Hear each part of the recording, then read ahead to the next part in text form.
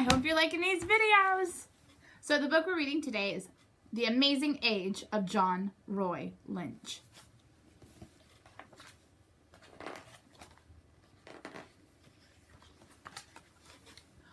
John Roy Lynch had an Irish father and an enslaved mother. By the law of the South before the Civil War, that made John Roy and his brother half Irish and all slave. His father lacked the power to change the law. He was just an overseer, a hired hand. Besides, while he may have loved these slaves, he most likely took the whip to others.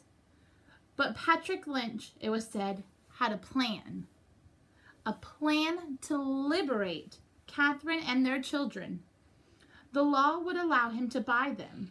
They would belong to him, but he could let them live as if they were free. John Roy was just a toddler in 1849 when his father took sick and died. Pat Lynch left all he had, including his unfinished plan, to a friend named Deal. But Deal did not liberate Catherine, nor John Roy, nor William. Deal kept them enslaved and sold them to a new owner. John Roy might have been free by the time he was 2, but he was not. Precious time, years of would-be freedom were lost. John Roy's new owner, Mr. Davis, did not send him out into the hot Louisiana cotton fields. Instead, Mr. Davis kept John Roy at his big home across the Mississippi River in the city of Natchez. His job was to fan Mrs. Davis, serve her ice water, open the door of her carriage, and shoo the flies from her table. She must have thought he would be grateful for the privilege. In Sunday school, John Roy's ears heard more than they were intended to. He noticed how Mrs. Davis twisted scripture to encourage obedience to her and her husband. When they sang, "To serve the present age, my calling to fulfill, oh, made all my powers engage to do my master's will," it was clear which master Mrs. Davis had in mind. Mrs. Davis said she could not abide telling lies. She would boast of her own sister who claimed to never to have lied. "What do you think of that?" Mr. Davis teased John Roy one day. "Well, I think she told a lie when she said that," he replied. Full of rage and spite and hurt, Mrs. Davis banished John Roy from the big house on Homochito Street. She sent him across the river to Tacony Plantation, to hard labor and swamp fever amid the cotton bolls. She was not alone in rage and spite and hurt and lashing out. The leaders of the South reacted the same way to the election of a president, Abraham Lincoln, who was opposed to slavery. They quit the United States and formed their own country. The Civil War had come. Mr. Davis and others in gray uniforms fought for their freedom to deny John Roy his freedom. Northerners in blue battled just to preserve the Union. Then, to strengthen that Union, President Lincoln declared that the slaves would be free. For John Roy, true emancipation came the summer he turned 16. It did not come from the president's pen or even from the arrival of 200 blue-clad men on horseback. It came instead when he sold a chicken for a dime to a Yankee soldier and bought himself a boat ride across the river back to Natchez. As elsewhere, the war still raged. Here, for John Roy Lynch, it was the beginning of an amazing age. First, he found a job. The $4 he earned in 1 month as a waiter wasn't much, but it was $4 more than he'd earned before. It was a start. Searching for more satisfying work, he went from waiter to cook. The freedom to make such a move. Then from cook to better paid pantryman on board the Altamont, a Union transport steamer. It was on the Altamont just after the war's end that John Roy heard the news. President Lincoln was dead. John Roy and the white sailors were united, united with bowed heads, united with wet cheeks, united with broken hearts. When the Altamont chugged away, taking its crew home to the north, John Roy could have gone along. He had the choice to stay or go, and he chose to stay. Natchez was his home. Fellow former slaves reveled in the promise of freedom. Family, faith, free labor, land, education. John Roy wanted to be a part of that. Freedom, however, soon turned sour. Mississippi whites passed laws to make Mississippi blacks into slaves under different names. Apprentices, vagrants, convicts. Under those laws, the fines and the jail time were harsh for blacks who treated whites as equal, and harsher still for whites who treated blacks the same. And sometimes hate-filled whites dealt out penalties far worse than what the laws called for. In too many ways, this new world of black and white was just like the old one. But in another new world of black and white, photography, John Roy found opportunity. At 17, he became the messenger for a local portrait shop, and he soon took on more responsibility. Trusted to develop the photographs, John Roy continued to develop himself. He took note of everything, every detail of operating the shop, because the shop owner had John Roy Lynch. He didn't need anyone else. By 19, John Roy was running the place by himself. Across the alley, behind the shop, sat a public school for white children, close enough for John Roy to see the blackboard and hear the teacher through the windows. When the shop was quiet, John Roy went to class without setting foot outside. At a night school taught by Northerners, John Roy learned to compose letters. Simple at first, then elegant and soaring. He read in newspapers about how unhappy the victorious North was when the stunted freedoms in the South.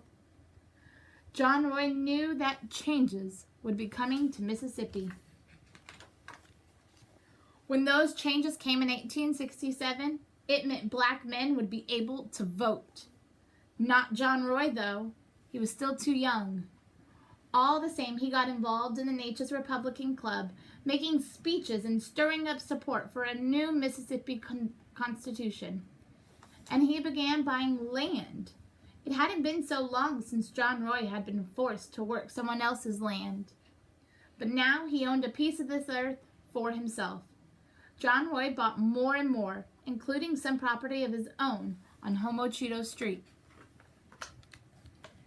In 1868, the U.S. government appointed a young Yankee general as a governor of Mississippi. The whites who had been in charge were swept out of office. By river and by railroad, John Roy traveled to Jackson to hand Governor Ames a list of names to fill those positions in Natchez.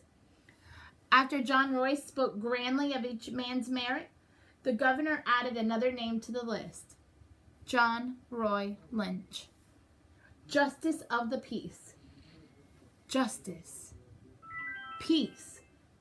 Black people saw reason to believe that these were now available to them. Just 21, John Roy doubted that he could meet all those expectations, but he dove in and learned the law as fast as he could. He settled disputes between servants and employers. He corrected whites who assumed that the law still allowed them to mistreat black people. He hitched young couples in matrimony, then helped patch things up for those same pairs. And if the husbands mistakenly thought that John Roy could send them to prison if they didn't shape up, he'd let them keep right on thinking that. When Election Day came, just in a few months' time, the people of Natchez elected John Roy to the Mississippi House of Representatives to help govern the whole state. He gained the power to change the law. Here and there around the state, whites tried to bully black voters away from the polls through whippings and beatings and threats. They didn't succeed, but they didn't give up either. Clearly, there was work to be done, and John Roy worked to make freed men like himself truly free. not just in the name alone, but full-fledged, fully educated citizens. Mississippi's people as a whole were poorly educated. The state sorely needed new schools for black and white alike. But who would pay for those schools? And what would happen to the cotton with the field hands in a classroom? The people elected leaders to answer those questions, and those leaders elected John Roy Lynch to lead them as Speaker of the House. John Roy was only 24 years old, and he was still on the rise. In 1872, voters all the way over to the Alabama border and down to the Gulf of Mexico elected him to the United States House of Representatives. It took several days for him to travel to Washington, D.C. The 10 years since he'd been a teenage slave on Tacony Plantation had gone by almost as fast. Too fast for some. U.S. congressman or not, a black man could still find himself barred from certain hotels. But that wasn't the worst of it. Not by far. Back home, white terrorists burned black schools and black churches. They armed themselves on Election Day to keep blacks away. They even committed murder. In a way, the Civil War wasn't really over. The battling had stopped.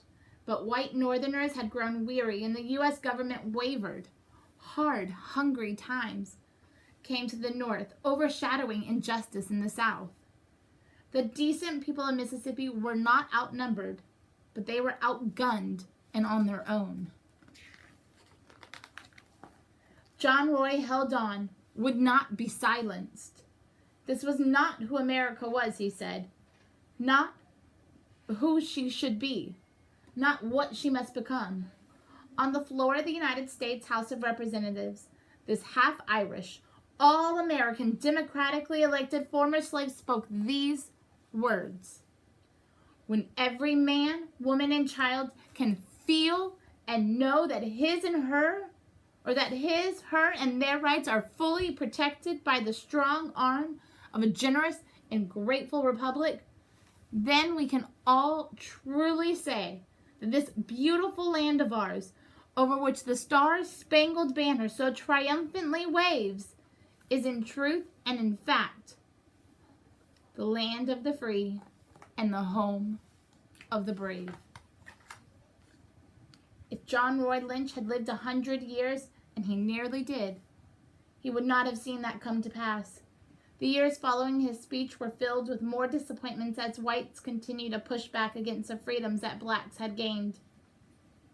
But John Roy never forgot that the period of Reconstruction after the war had been an age of amazing promise and potential, and he insisted that others remember this too. He continued to believe that the laws of this land could bring about justice. He continued to believe that the people of this land could bring about peace. The end, boys and girls. The code word is the Pledge of Allegiance.